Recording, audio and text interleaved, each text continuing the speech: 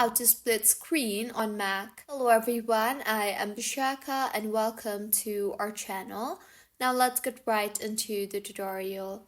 Firstly, make sure the two apps you want to use is in split view are open. Now, hover over the green full screen button on the top left corner of the window and select one of these options, that is, either select the tile window to left of screen or tile window to right of screen. Your screen will show available apps. Tap the second app option to fill the other half. Now, adjust the window size if required by dragging the black divider in the middle to resize the windows.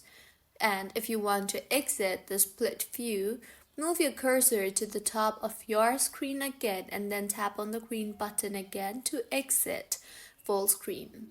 So this is how you can split screen on Mac. If you find this tutorial helpful, please like the video and do comment if you have any queries. Also, do subscribe to our channel for more helpful tutorials like this. See you on the next one.